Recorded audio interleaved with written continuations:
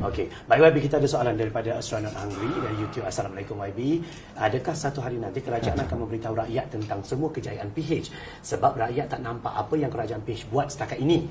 Ke ada satu pembukaan besar yang akan diumumkan? Apa benda tu YB? Ya. Waalaikumsalam warahmatullahi taala wabarakatuh. Astronaut Hungry ini memang pengikut yang setia. Ya, saya rasa bahawa apa yang telah kita lakukan memang ada banyak kejayaan-kejayaannya, ya. Yang seperti mana yang saya nyatakan tadi, di antara yang terpenting ialah kita selamatkan tabung haji. Yang mungkin orang tak nampak yang kita selamatkan, tapi hakikatnya kita telah selamatkan tabung haji daripada satu keadaan di mana hutangnya mengatasi asetnya. Ya, maknanya ianya merupakan institusi yang kalau tak diselamatkan akan bankrupt, ya, oleh kerana aset dah kurang daripada hutangnya. Maknanya kalau orang penghutang datang minta balik dia punya duit, dah tak ada duit, tak cukup, dia nak bayar balik, ya. Kita telah selamatkan tabung haji. Kita dalam proses nak selamatkan tabung haji, kita dalam proses nak selamatkan Felda. Begitu juga bagaimana Felda telah disalah gunakan untuk kepentingan golongan-golongan yang tertentu, sehingga institusi yang begitu kaya dulu, ya, ada cash reserve 5 bilion dulu, ya, tiba-tiba hutang, ya, duit pun dah tak cukup dan sebagainya, terpaksa kerajaan injek duit untuk nak selamatkannya. Itu satu pencapaian yang perlu kita rasa bangga. Hanya mungkin ramai yang tak faham oleh kerana dikelirukan dengan propaganda yang daripada pihak pembangkang yang ingin menafikan hakikatnya, ya. Tapi insya-Allah benda ni akan terbukti bila kes-kes mahkamah semua berjalan, orang-orang yang terlibat semua terbukti apa yang mereka telah lakukan, ya. Begitu juga kejayaan kita dengan sebagai contoh nak selamatkan Malaysia ni daripada perangkap hutang yang telah diusahakan oleh Datuk Seri Najib. Oleh kerana dia memerlukan duit, maka dia ambil duit yang lebih daripada apa yang diperlukan, dia hutang lebih daripada apa yang diperlukan untuk supaya dia ada duit lebihan supaya dia boleh bayar hutang-hutang yang lain. Maknanya dalam arti kata yang lain, dia dah ada hutang tu, dia ambil duit hutang lain untuk nak cover gali hutang yang gali lubang untuk tutup lubang. Hutang 1MDB ni cara nak selesaikannya hutang dengan negara China. Ya, ni cara dia, ya, dengan cara supaya orang tak nampak, buat projek yang sepatutnya hanya 40 bilion buat dengan harga 65 bilion.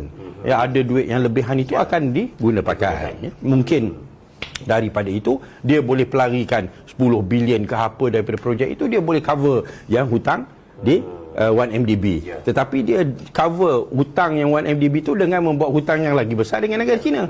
Ya, so ini semua merupakan perkara-perkara yang kita sedang tangani. LRT 3 yang mana asalnya 30 lebih bilion, sekarang ni kita dah separuhkan harganya, ya. Walaupun orang kata Allah, yalah memanglah kamu tak buat ini tak buat itu, tapi akhirnya hutang negara kurang dan perkhidmatan yang diperlukan tetap dikekalkan, kan. So ini yang penting, perkara-perkara yang penting yang akhirnya insya-Allah orang akan sedar bila keadaan ekonomi kita ni pun dah semakin stabil dan kita dapat menjana pembangunan dan kekayaan dan kemewahan seperti mana yang pernah kita janakan dulu apabila pentadbiran itu bersih dan bebas daripada penyelewengan dan salah guna kuasa, insya-Allah. Baik, saya sangat tertarik sebelum kita pergi pada soalan seterusnya YB, tentang YB mengatakan bahawa bagaimana kerajaan PH menyelamatkan Felda dan tabung haji yang merupakan perniagaan orang Melayu, institusi Bumi Putra yang dilihat menyelamatkan Islam orang Melayu dan sebagainya. Sedarkah anda bahawa rakyat Malaysia bahawa walaupun kita lihat bahawa Menteri Kewangan kita adalah bukan daripada orang Islam dan dikatakan bahawa daripada DAP dan sebagainya, tetapi sekurang-kurangnya telah pun menyelamatkan perniagaan orang Melayu yang masih lagi ramai di antara rakyat Malaysia yang kurang nampak, kurang jelas tentang benda ini. Ya, betul. Inilah satu perkara yang diorang duk sibuk tentang soal kaum yang dia lupa yang merompak daripada tabung haji itu adalah orang Melayu. Yang merompak daripada Felda itu adalah orang Melayu, ya. Dan yang pentingnya sekarang ni kita dapat satu pentadbiran yang bersih, yang mana di bawah kepimpinan Tun Mahathir, di bawah kepimpinan Datuk Seri Wan Azizah, Anwar Ibrahim dan sebagainya. Dalam tim itu, termasuklah Guan Eng dan sebagainya, dalam tim itu kita dapat menyelesaikan masalah-masalah yang telah ditimbulkan satu persatu, insya-Allah. Kita rasa yakin bahawa kita dapat pulihkan balik dan kita dapat jadikan tabung haji itu institusi yang lebih mantap kedudukan ekonominya, dan begitu juga dengan Felda dan sebagainya. Walaupun dalam Felda itu mungkin di antara perkara-perkara yang kita perlu fikirkan ialah tanaman alternatif selain daripada kelapa sawit, kerana kalau kita terlalu bergantung kepada kelapa sawit dengan kempen-kempen anti kelapa sawit yang sedang dilakukan oleh dunia barat dan sebagainya, kita akan menghadapi masalah dari segi harga bara, minyak dan sebagainya. Maka kita perlu ada tanaman alternatif selain daripada kelapa sawit. Mungkin kelapa sawit kalau dulu kita buat 100 ekar, mungkin sekarang ni kita bila yang dah tua tu dah tak boleh mengeluarkan hasil, kita tukar dengan tanaman yang lain. Kita gantikan daripada 100 ekar tu jadi 50 ekar kelapa sawit, 50 ekar tanaman-tanaman yang lain dan sebagainya, yang boleh difikirkan oleh mereka-mereka yang terlibat. Baik, YB, soalan seterusnya dari Oi King ke Peking, Saiful dari Facebook. Apa komen berkaitan situasi ekonomi terkini? Ini memang merupakan satu keadaan yang kurang baik oleh kerana keadaan yang sedia ada, yang kita warisi sebahagian daripadanya, dan pada masa yang sama bila kita hentikan banyak projek-projek oleh kerana ianya bila kita ambil alih ada banyaklah yang dipertikaikan, yang kurang menyenangkan dan sebagainya, maka kita terpaksa hentikan untuk kita nak perbetulkan. Di antaranya macam ECRL lah, kan. Ada juga projek-projek yang lain yang kecil-kecil yang juga kita terpaksa hentikan, kita terpaksa runding balik dan sebagainya, barulah kita boleh berjalan. Bila oleh kerana dihentikan, maka ekonomi itu pun terjejas sikit. Tetapi lebih baik kita hadapi dan kita selesaikan daripada kita teruskan dengan perjanjian-perjanjian yang berat sebelah dan sebagainya. Baik, kita ada soalan YB, kita ambil ini sebagai soalan, sebagai kesimpulan YB juga. Jawapannya adalah kesimpulan pada YB lah. Daripada Hakim HK dari Facebook. Assalamualaikum YB Khalid, moga terus sihat sejahtera dalam rahmat Allah. Saya ingin bertanya, setujukah YB supaya kerajaan PH menggunakan media arus perdana seperti TV1, Jua dan media sosial bagi memaklumkan kepada rakyat jelata apa kebaikan-kebaikan dan usaha-usaha yang sedang dan telah kerajaan lakukan. Ini kerana rakyat ketika ini diracuni pemikiran mereka oleh pembangkang yang memburukkan kerajaan PH. Oleh sebab kelewatan kita bertindak balas menjawab sesuatu isu. Baik, Hakim ya. Memang saya setuju. Dan inilah apa yang sedang kita usahakan. Tapi macam apa yang saya jelaskan tadi, bila kita ambil alih ni, orang-orangnya kita tak tukar. Dia kekal orang-orang lama yang sama ada dalam TV1, TV2 dan sebagainya lah.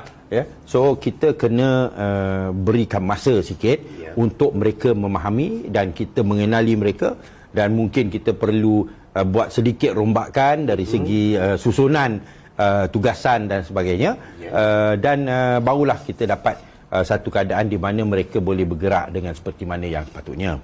Yang kedua, dari segi social media kita memang menjadi agak lemah setelah kita menang, oleh kerana ramai yang terlibat dalam social media dulu sekarang ini terlibat dalam kerajaan, dan mereka sibuk dengan urusan nak menguruskan kerajaan itu sendiri, jabatan-jabatan dan sebagainya, sehingga usaha di media sosial itu agak sedikit terjejas. Tetapi insya-Allah kita akan perbaiki, dan benda ini memang akan diusahakan, insya-Allah. Baik, itu dia jawapan daripada YB, dan kita anggap itu merupakan satu kesimpulan dalam perbincangan kita pada malam ini. Mungkin ada sedikit tambahan daripada YB? Ada yang tambahan? Ada ya?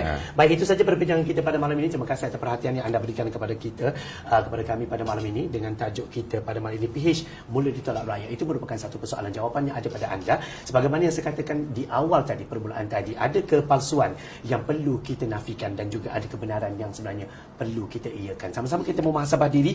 InsyaAllah kita doakan semoga kerajaan yang baru berusia 11 bulan, bagaimana mungkin ada bandingkan dengan mereka yang telah mentadbir selama 60 tahun.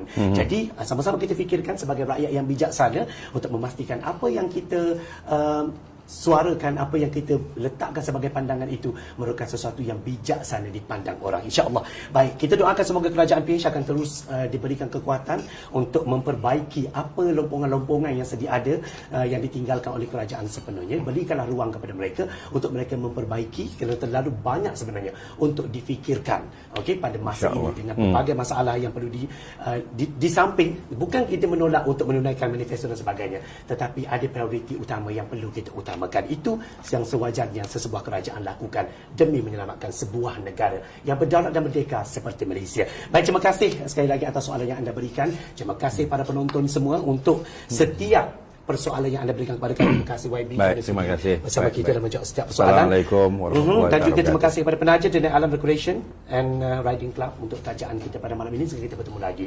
Saya Zawaz Yusuf. Salam syukur dan salam kemaafan dari saya. Assalamualaikum warahmatullahi wabarakatuh. Kita jumpa lagi. Selamat malam.